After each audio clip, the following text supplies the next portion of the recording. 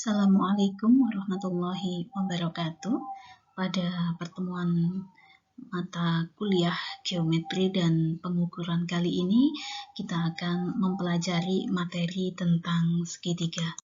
Untuk selanjutnya, kita langsung masuk kepada definisi atau pengertian segitiga.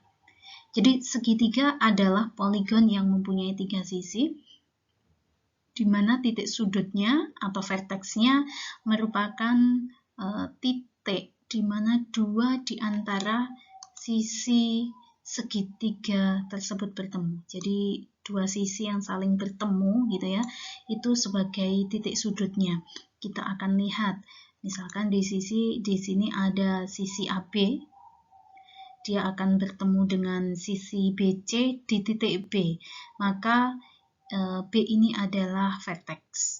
Kemudian sisi AB bertemu dengan sisi AC, maka bertemu di titik A, maka A ini sebagai vertex. Kemudian sisi BC bertemu dengan sisi AC, maka C ini sebagai vertex atau sebagai titik sudutnya. Kemudian simbol segitiga itu bentuknya begini ya. Nah, ini simbol segitiga. Jadi kadang-kadang tidak perlu dikatakan segitiga, cukup dengan simbol ini. Segitiga ABC itu cukup dengan simbol ini ditambah dengan ABC. Nah, seperti ini. Segitiga ABC ini bacanya. Nah, pada gambar segitiga ABC di bawah ini, atau bisa disebut dengan segitiga I ya. Ini saya kasih nama segitiga yang lain, misalkan segitiga I. Sisi-sisinya adalah ada sisi AB, ada sisi BC, kemudian ada lagi sisi AC. Nah, titik sudutnya tadi sudah saya singgung bahwa titik sudutnya itu ya ada titik sudut A, titik sudut B, dan titik sudut C. Kemudian sudutnya bagaimana? Sudutnya ya ada sudut A, ada sudut B, dan ada sudut C. Nah, unsurnya tadi sudah sedikit saya singgung melalui definisi bahwa ada sisinya, ada sudutnya, dan ada titik sudutnya. Kita masuk ke klasifikasi segitiga berdasarkan jenis sudutnya. Jadi kita masuk kepada klasifikasi segitiga berdasarkan jenis sudutnya. Yang pertama ada segitiga lancip. Nah, segitiga lancip itu segitiga yang bagaimana? Yaitu segitiga yang ketiga sudutnya mempunyai sudut lancip. Jadi ada ini sudut yang pertama sudut I, sudut G, dan sudut H. Ini adalah sudut lancip semuanya. Nah, masih ingat ya sudut lancip itu bagaimana? Jadi sudut lancip itu sudut yang besarnya semuanya adalah kurang dari 90 derajat. Kemudian ada segitiga tumpul, yaitu segitiga yang salah satu sudutnya mempunyai sudut tumpul. Dalam segitiga DEF ini, nah sudut tumpulnya letaknya di sini. Nah, ini sebagai segitiga tumpul. Ya, sebagai segitiga tumpul. Masih ingat ya segitiga tumpul? Segitiga tumpul itu adalah yang salah satu sudutnya besarnya lebih dari 90 derajat namun kurang dari 180 derajat. Untuk selanjutnya ada segitiga siku-siku, yaitu segitiga yang salah satu sudutnya mempunyai sudut siku-siku. Nah, yang mempunyai sudut siku-siku. Kalau mempunyai sudut siku-siku itu ya berarti harus ada yang besarnya 90 derajat. Kita lihat ya bahwa sisi A yang berhadapan dengan sudut siku-siku di titik sudut A ini, di sudut A disebut sebagai hipotenusa. Jadi ini disebut sebagai hipotenusa atau biasa disebut dengan sisi miring. Kemudian sisi B, sisi B ini dan sisi C itu saling tegak lurus. Nah, ini disebut dengan kaki atau lengan daripada segitiga siku-siku. Untuk selanjutnya klasifikasi segitiga berdasarkan panjang sisi-sisinya. Yang pertama ada segitiga tidak sama sisi atau biasanya disebut dengan scalene triangle, atau biasa yang dikenalkan itu dengan nama segitiga sembarang. Segitiga yang tidak mempunyai sisi-sisi yang kongruen. Jadi ketiga sisinya itu tidak ada yang sama, tidak kongruen ya. Jadi panjang sisi A itu tidak sama dengan sisi B, juga tidak sama dengan panjang pada sisi C, atau tidak sama panjang ya semua ketiga sisinya, sehingga besar sudutnya pun juga tidak sama. Nah, bagaimana penamaan segitiga? Jadi huruf kecil penamaan sih pemberian nama sisi pada segitiga. Jadi huruf kecil yang ada di segitiga ini, segitiga A, B, C. A, B, C kecil ini merupakan untuk menandai panjang di setiap sisi yang bersesuaian dengan huruf kapital yang menandai sudut. Jadi dia sisi di hadapan sudut. Kalau ini sudutnya A, maka panjang sisi di hadapannya itu disimbolkan dengan A kecil. Untuk selanjutnya ada segitiga sama kaki atau isosceles triangle. Segitiga ini mempunyai dua kaki yang kongruen. Jadi mempunyai dua kaki yang kongruen. Di sini ada kaki pada sisi C ya. Pada sisi C ini kaki pada sisi C. Nah, ini dengan ini mempunyai panjang yang sama atau BC-nya itu sama. Sisi yang sama dinamakan kaki segitiga. Jadi sisi B dan C ini dikatakan sebagai sisi segitiga. Sisi yang lain dikatakan sebagai dasar. Jadi di sini sisi A dikatakan sebagai dasar atau alas. Sudut di kanan kiri dasar disebut sudut dasar. Jadi ini sudut B dan sudut C ini disebut dengan sudut dasarnya. Sedangkan sudut di hadapan dasar disebut sudut vertex. Ini dikatakan sebagai sudut vertex, atau sudut A itu sebagai sudut vertex. Selanjutnya yang ketiga atau C, ada segitiga sama sisi atau equilateral triangle. Segitiga yang memiliki tiga sisi yang kongruen. Jadi ketiga sisinya semuanya sama. Ya, sehingga ketika sisinya sama, maka ketiga sudutnya itu juga sama besarnya. Jadi ini sisi A, sisi B, sisi C ini semuanya sama, sehingga sudutnya di sini sudut A, sudut B, dan sudut C itu besarnya juga sama. Ini kita masuk ke sifat-sifat segitiga ya. Secara garis besar sifat-sifatnya ini bahwa jumlah ukuran sudut setiap segitiga, jadi ketiga sudutnya dalam segitiga itu kalau dijumlahkan besarnya ada 180. Kemudian besar sudut luar segitiga sama dengan jumlah besar sudut segitiga itu namun yang tidak bersisian dengan sudut luarnya. Pada segitiga sama kaki, sudut-sudut di hadapan kakinya itu sama besar tadi ya. Kemudian pada segitiga sama sisi, ketiga sudutnya sama besar. Selanjutnya kita masuk ke garis-garis khusus pada segitiga. Yang pertama ada garis bagi, kemudian ada garis tinggi, kemudian ada garis berat dan garis sumbu. Nah, kita masuk ke garis bagi terlebih dahulu. Apa definisi dari garis bagi pada segitiga? Yaitu ruas garis atau sinar yang membagi dua sudut, ini sudutnya sama besar dan memanjang sampai ke sisi di hadapannya. Nah, ini sebagai contoh membagi suatu sudut, membagi dua suatu sudut. Contohnya ada di sudut B, ini membagi dua sudut, yaitu sudut 1 dan sudut 2. Ya, nah ruas garisnya ini memanjang sampai sisi yang di hadapannya, yaitu memanjang hingga pada sisi AC. Nah, ini sudut 1 dan sudut 2 itu sama. Nah, karena pada segitiga itu ada 3 titik sudut, maka kalau kita membagi dua sudut sama besar, dari sudut C ini juga bisa. Ini disebut juga dengan garis bagi. Ini misalkan ya, ini anggap sama ya ini. Nah, misalkan begini.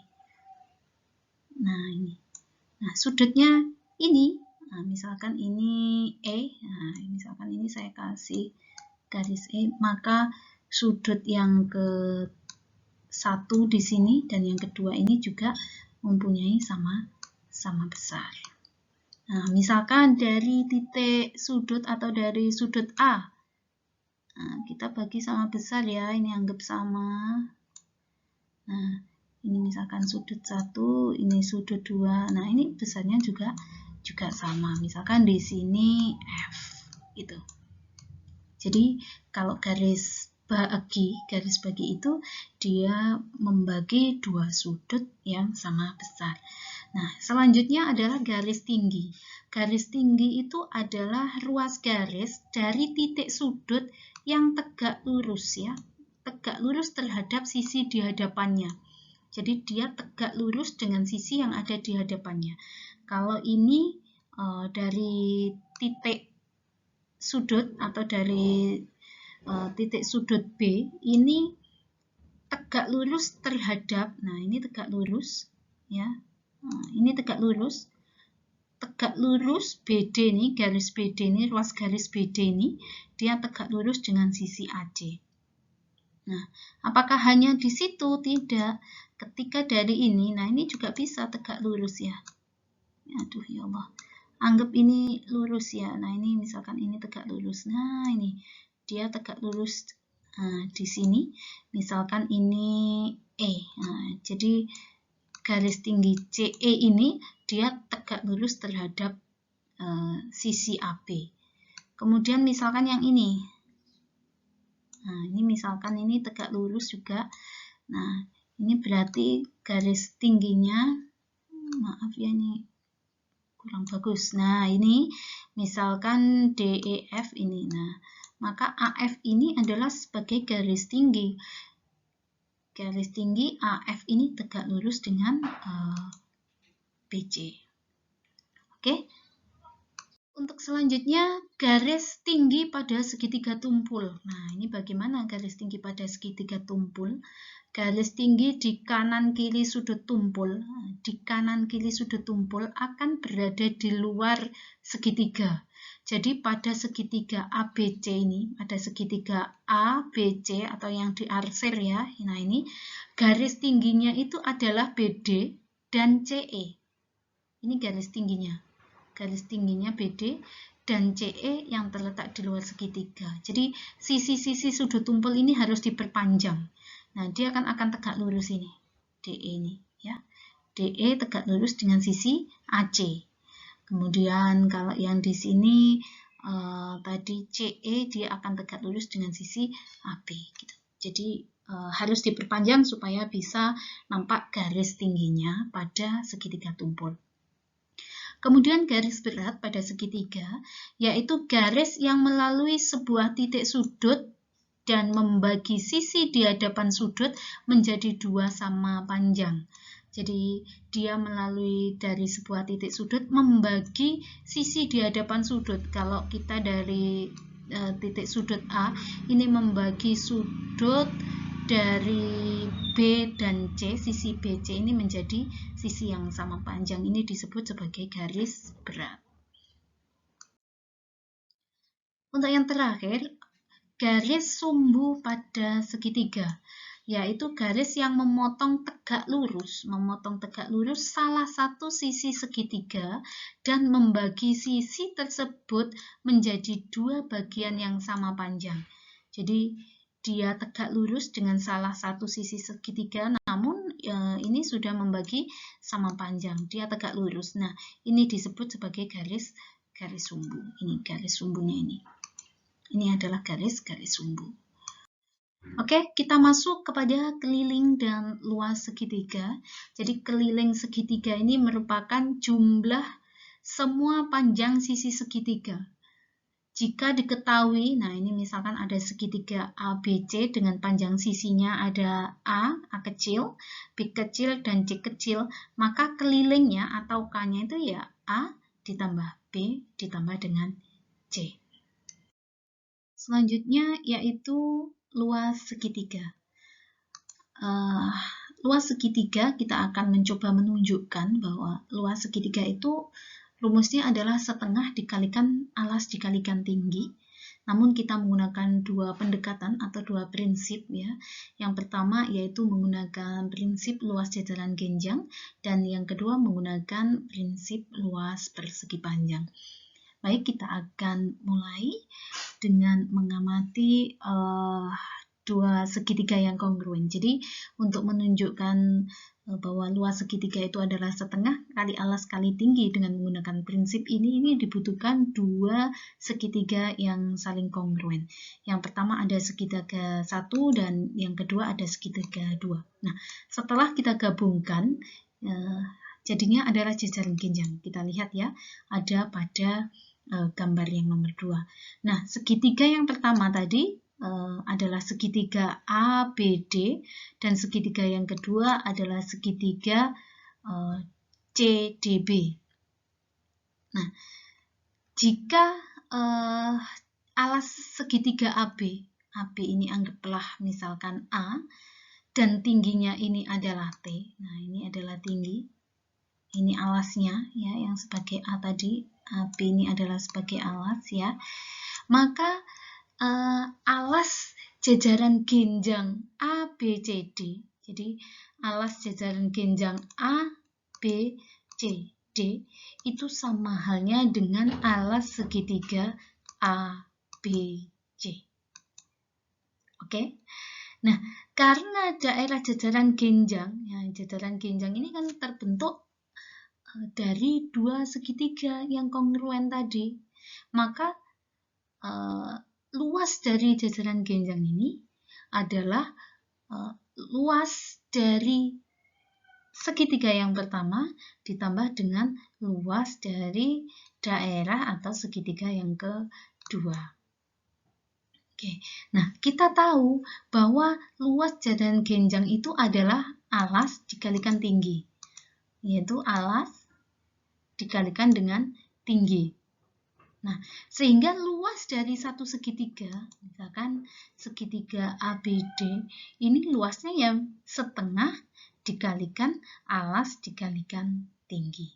Jadi, luas dari masing-masing segitiga baik ABD maupun CDB, ini masing-masing adalah setengah dari alas dikalikan tinggi atau setengah dari AB dikalikan DE, setengah dari jajaran genjang.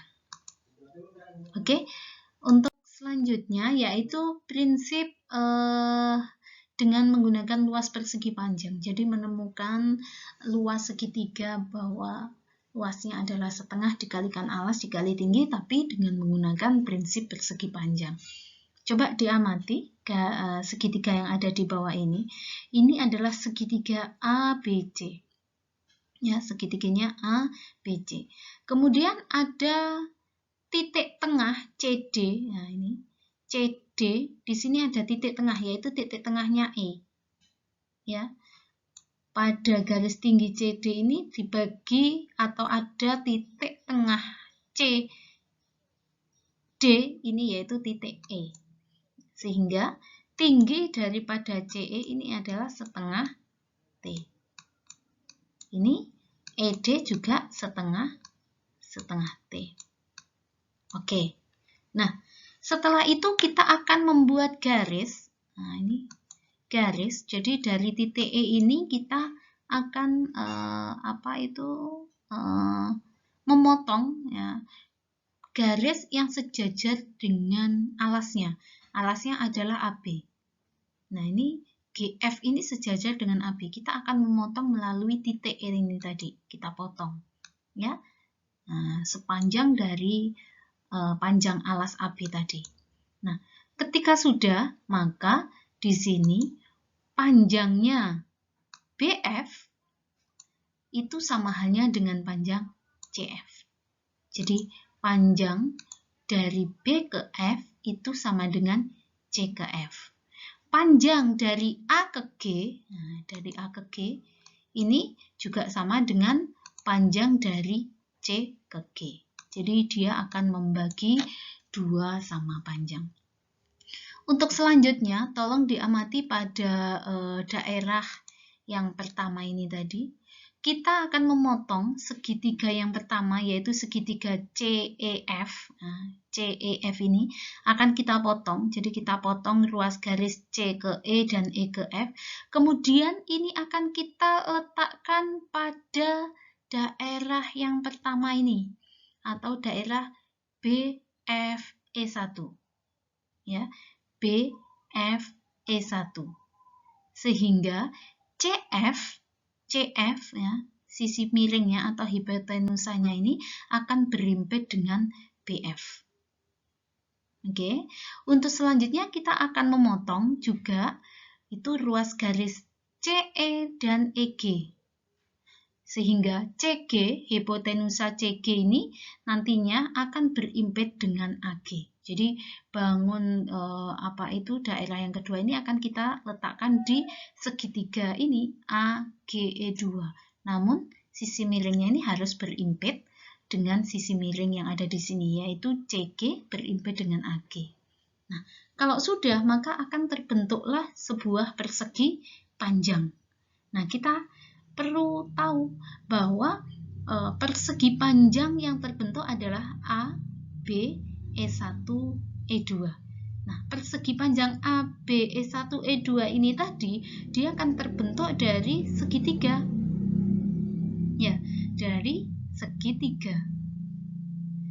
Sehingga luas dari persegi panjang ini adalah alas dikalik atau panjang dikalikan lebarnya, yaitu sebagai tinggi. Atau alasnya yaitu AB dikalikan tinggi. Lah, tingginya itu berapa? Dia besarnya tingginya adalah setengah T. Sehingga luas daerah persegi panjang ABE1 E2 itu adalah setengah dikalikan alas dikalikan tinggi, yang berarti sama dengan luas daerah segitiga yang alasnya itu sebagai A dan tingginya adalah T, yaitu sama-sama setengah dikalikan alas dikalikan dengan tinggi. Demikian untuk materi segitiga, dan selanjutnya akan masuk kepada materi teorema Pythagoras. Saya akhiri. Assalamualaikum warahmatullahi wabarakatuh.